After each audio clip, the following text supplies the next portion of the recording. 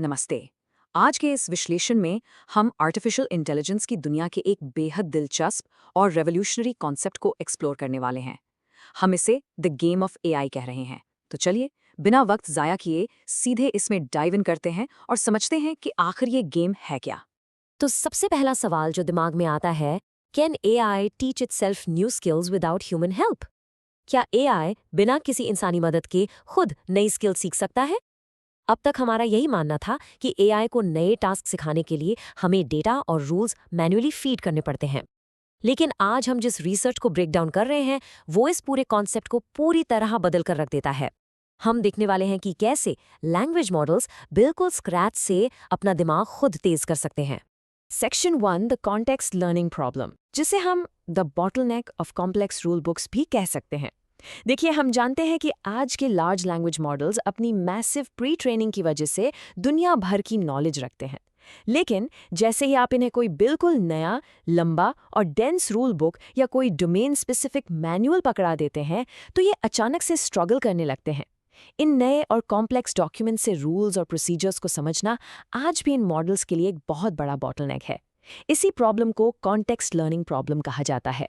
अब इस प्रॉब्लम को सॉल्व करने की पुरानी अप्रोच बिल्कुल प्रैक्टिकल नहीं रही। पहले इंसान बैठकर लंबा चौड़ा मैनुअल एनोटेशन करते थे, जो ना सिर्फ बहुत स्लो है बल्कि इकोनॉमिकली प्रोहिबिटिव है, यानी बहुत महंगा पड़ता है।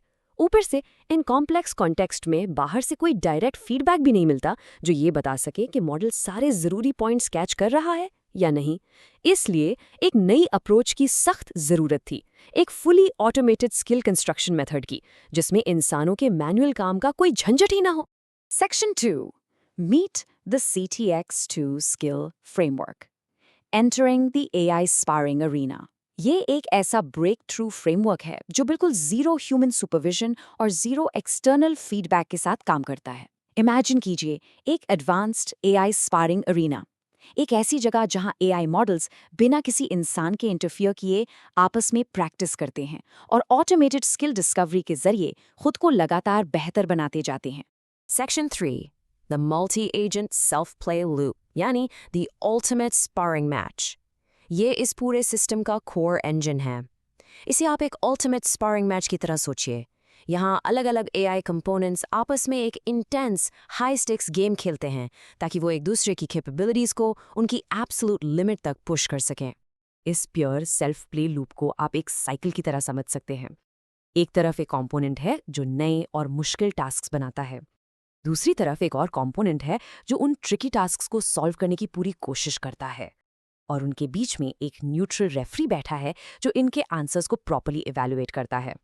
ये प्रोसेस एक कंटिन्यूअस लूप में घूमता रहता है, जिससे उनकी ऑटोमेटेड स्किल डिस्कवरी लगातार बिना रुके ड्राइव होती रहती है। तो स्पेयरिंग मैच में बेसिकली 3 की प्लेयर्स होते हैं। पहला है द चैलेंजर, जिसका काम ही है ऐसे प्रोबिंग टास्क्स और टेस्टिंग रूब्रिक्स बनाना जो सामने वाले के पसीने छुड़ा दें। दूसरा खिलाड़ी है द रीजनर, जो दिए गए कंटेक्सचुअल रूल्स को पढ़कर उन टास्क्स को सॉल्व करने की कोशिश करता है। और तीसरा है द जज। अब ध्यान दीजिए, ये जज एक बिल्कुल न्यूट्रल और बहुत ही स्ट्रिक्ट रेफरी है। ये सिर्फ पास या फेल में बाइनरी फीडबैक देता है। अगर आपने एक छोटी सी रिक्वायरमेंट भी मिस की तो डायरेक्ट फेल। ये ऑल और नथिंग स्कोरिंग इस गेम को ब्रूटली ऑनेस्ट और सुपर इफेक्टिव रखती है। Section 4, co-evolution through language skills, upgrading without changing parameters. ये पार्ट एक्चुअली इस पूरे रिसर्च का सबसे माइंड ब्लोइंग हिस्सा है। ये दोनों एजेंट्स, रीजनर और चैलेंजर, एक दूसरे के साथ compete तो कर रहे हैं, पर लर्निंग के लिए वो अपने न्यूरल नेटवर्क के वेट्स या पैरामीटर्स को चेंज नहीं कर रहे हैं, बल्कि ये आपस में को-इवॉल्व होते हैं अपने खुद के नेचुरल लैंग्वेज स्किल डॉक्यूमेंट्स को रीराइट करके। यानी कि वो सिंपल इंग्लिश टेक्स्ट फाइल्स में अपने नए रूल्स और स्ट्रैटेजीज लिखकर डायनामिकली अपडेट होते रहते हैं। तो ये को-एवोल्यूशन काम कैसे करता है? स्टेप 1 में जज पहले सारे टास्क्स को इवैल्यूएट करके उन्हें सॉल्व्ड और फेल कैटेगरीज में बांट देता है। स्टेप 2 में इनके अपने डेडिकेटेड प्रपोजर एजेंट सामने आते हैं और वीकनेस को ठीक-ठीक डायग्नोज करते हैं। जैसे अगर रीजनर फेल हुआ तो उसका प्रपोजर एनालाइज करता है कि उसने एक्चुअली कहाँ गलती की। और फिर स्टेप 3 में जनरेटर एजेंट्स आते हैं जो इन वीकनेसेस को हमेशा के लिए दूर करने के लिए updated natural language skills generate करते हैं। इस तरह फेल होने पर रीजनर नेचुरल लैंग्वेज के जरिए कुछ नया सीखता है, और अगर रीजनर जीत जाए तो चैलेंजर और भी ज्यादा टफ टास्क्स बनाना सीख लेता है।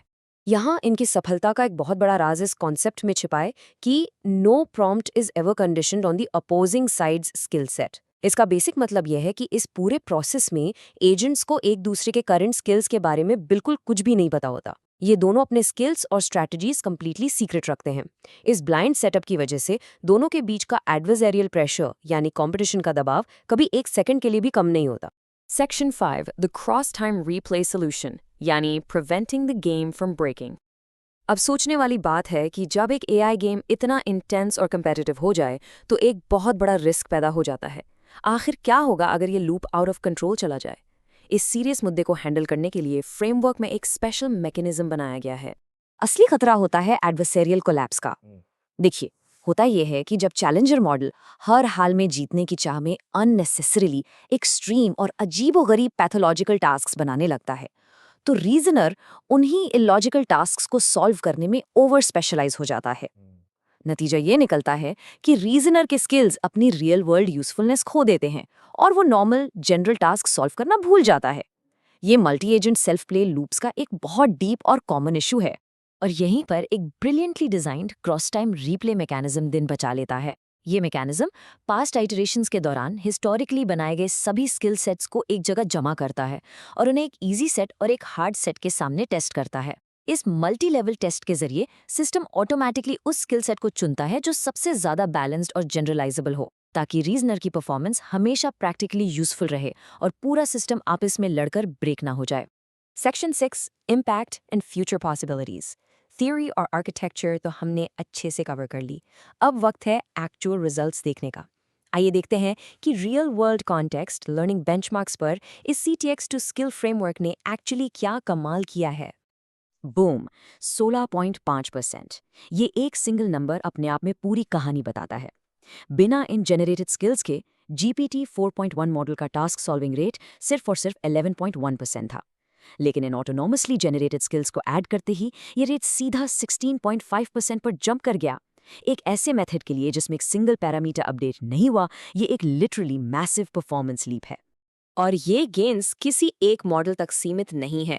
CTX टू स्किल हर एडवांस्ड बैकबोन पर ब्यूटिफुली स्केल करता है। GPT 5.1 जैसा हाईली एडवांस्ड मॉडल 21.2% से सीधा 25.8% तक चला गया, और यही सेम अपवर्ड ट्रेंड हमें GPT 5.2 में भी दिखता है। इसका सीधा सा मतलब ये है कि ये फ्रेमवर्क ऑटोमेटिकली किसी भी फ्रंटियर मॉडल को नए कॉन्टेक्स्ट पढ़ने और समझने में सिग्निफिकेंटली स्मार्टर बना देता है। अगर हम इस परफॉर्मेंस को अलग अलग सब कैटेगरीज में ब्रेक डाउन करें तो हम देखते हैं कि फ्रेमवर्क कंसिस्टेंटली हर जगह बेटर परफॉर्म कर रहा है। खास तौर पर वर्क फ्लो ऑर्केस्ट्रेशन जैसे बेहद कॉम्प्लेक्स डोमेन्स में उसने बेस मॉडल को कंप्लीटली डोमिनेट किया है और ऑलमोस्ट 11.8% का एक मैसिव गेन लाया है। ये क्लियरली प्रूव करता है कि इस मल्टी एजेंट सेल्फ प्ले ने सच में इन कॉम्प्लेक्स कॉन्टेक्स्ट रूल्स को मास्टर कर लिया है। तो इस विश्लेषण को हम एक बहुत ही इंटरेस्टिंग आखिरी सवाल के साथ एंड करते हैं। If AI can autonomously master any complex context, what role is left for human annotators? अगर AI इस तरह एक मल्टी एजेंट स्पारिंग अरीना में खुद अपनी गलतियां ढूंढकर नेचुरल लैंग्वेज स्किल्स के जरिए खुद को अपडेट कर सकता है, तो आने वाले कल में डेटा मैनुअल्स को लेबल करने वाले इंसानों की आखिर क्या ज़रूरत बचेगी? ये बात ज़रूर सोचिएगा। आज इस एनालिसिस में हमारे साथ जुड़ने के लिए और इस कॉम्प्लेक्स टॉपिक को समझने के लिए आप सभी का बहुत बहुत शुक्रिया।